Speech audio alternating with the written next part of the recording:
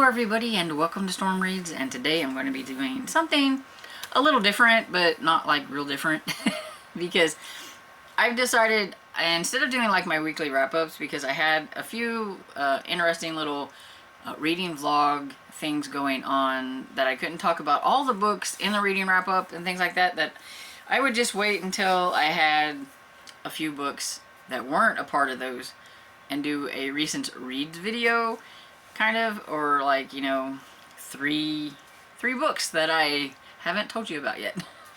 Anyway, so yeah, that's what I'm going to do today, is I'm going to talk about some books that I haven't mentioned yet, or that won't be coming in a reading vlog that hasn't happened yet. And so these three are very different from each other, so they have nothing in common or anything like that. They're just three books that I have read at the beginning of January and that I need to talk about. So the first one will be Friendo Lives. It's Clowns in Cornfield #2 by Adam Cesar. And I gave this one 3.5 stars, which is 1 star, or half a star up from the first book, because I thought the first book was okay, but I didn't like some of the like political leanings that he had in that one. And this one, at least that stuff, I felt was a little bit more left out and everything. But this one was okay, but at the same time it was just like, you know, okay. I was never really attached to any of the characters that lived in the first one, and this is about them continuing on with their lives. Quinn has enrolled in school and she's going to college, and, you know, just trying to go on with her life as normal as possible. But how can you go on be normal in a world where the internet is prevalent and social media and all that stuff?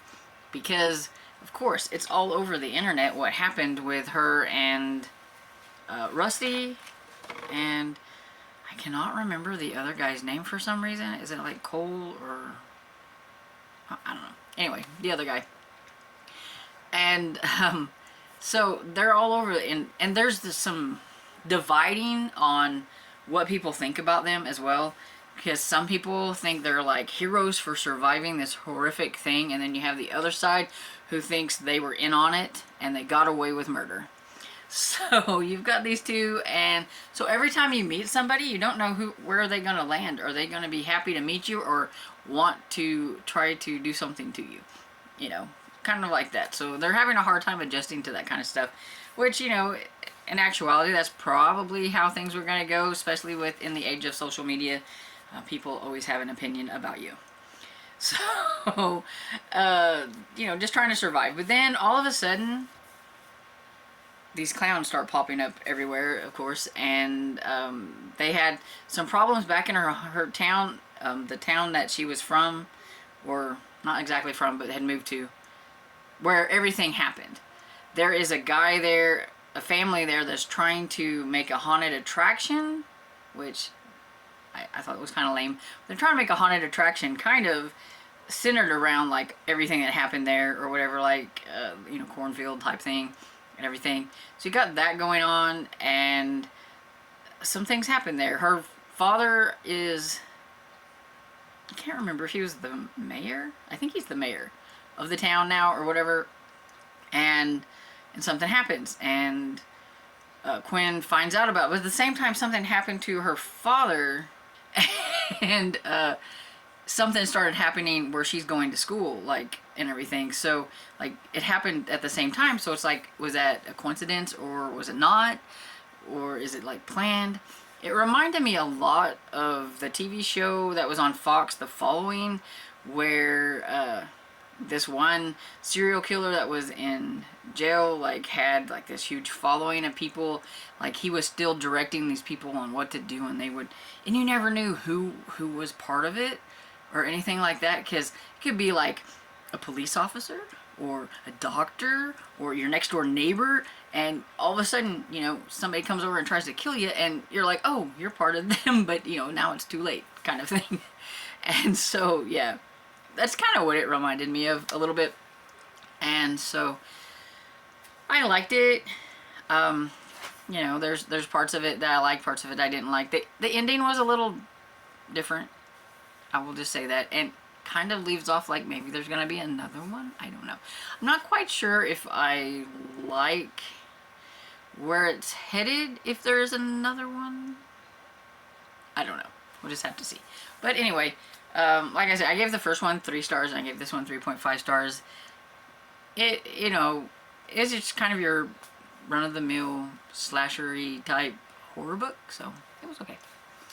And then the next book, take a whole like 180 or whatever it is, and we have Amari and the Great Games by B.B. Alston, which is a middle grade fantasy book. So,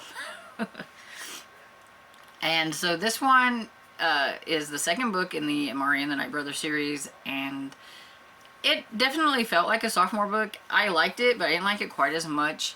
Just didn't have quite as much of that, like, I don't know, the feeling that I had when I read the first one. Like, the first one, like, I was reading it, and I just couldn't wait to, like, finish it. I wanted to see what was going to happen. I want to read it and everything. And this one just didn't really have that magic, I guess, maybe. I don't know. But it was still good. Gave it 4 stars.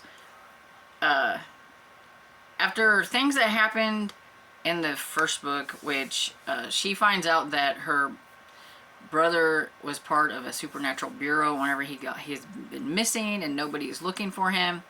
So she kind of does some digging, and then she finds out some things and ends up getting like accepted in like the supernatural bureau too. And so she gets to go there and go to school, kind of, but she's learning different things. She gets to put this drops in her eyeballs that makes her see that there are supernatural beings everywhere. And so, in doing that, she finds out some things about herself, and then, you know, kind of goes from there. And in this one, that certain thing that she has found out about herself in the first one, not everybody is a fan of, even though she's kind of hailed as a hero because of the way the first one ended. She's not necessarily a hero to everybody, and there are still people that don't like her and don't like what she represents. And so she's having kind of a hard time of it, and then something happens that it seems like only that certain type of person with that magic could do, and so that still makes her kind of on the outside, and she's got to try to figure out what to do. Well, she could join these people and be like their leader, or she could try to make sure that she saves like her friends and family and all that stuff and everybody else. So, you know, it's kind of like one of those things, which is where kind of like the Great Games comes in to play. But I don't know, I just didn't think the games was, I guess I was thinking it was going to be something else, and it wasn't. So it was just like, it was just okay. I think I kind of liked it when she was with her friends at the school and everything like that. Then whenever she gets like taken to the Great Games part or whatever, and then it lands us on a kind of a cliffhanger at the end, and I'm not really a big fan of cliffhangers. And so he better hurry up and get this third book written, because I need it, because I kind of forgot some things from the first book, because the first book, there was like about a year and 7 months in between books, and even longer for me because I didn't read it exactly when it came out. So it's probably more like it'd been like 2 years. And so yeah, I had forgotten quite a bit about what happened in the first book, like the characters. Like, of course you can remember Amari because she's like, you know, Amari and the Great Games, very easy to remember. But like her friends and some of the other ones that work in the bureau and things like that, like, it took me they were talking about these people, and it took me forever to remember who they were. So yeah, and so I think it could have used a little bit more, maybe, what do you call that, when they tell you about kind of like what happened in the first book. Could have used a little bit more of that, kind of a refresher. That's it, maybe a refresher. Could use a little bit more of a refresher, I think. But other than that, it was pretty good. I gave it 4 stars, but yeah, I just like the first one better because I gave it 5 stars, but I am excited to see how the third one comes out, whenever that is. And then the last book I have is The Back of Beyond. Yeah, Back of Beyond. For some reason, that title just is strange to me. By C.J. Box. And this is supposed to be a Western thriller, kind of. And it wasn't very thrilling. This month, my thrillers haven't been a very big hit. It's not that I didn't like it. because I mean, I kept listening to it and it was fine, but I feel like it wasn't quite a thriller, and it didn't really seem like much of a mystery crime novel either. It's about Cody, who he is a police officer, but he's also an alcoholic. He's a recovering alcoholic. He is supposed to be attending his AA meetings and all that, but he is still a big mess, and kind of falls off the wagon a few times and things like that. He's just not very good at, recovery. But, it takes a while for a lot of people have a hard time. And he's a detective too, or, he works in a hard job. So that is him. He's a mess. And there is a murder that happens. Some people call it an accident.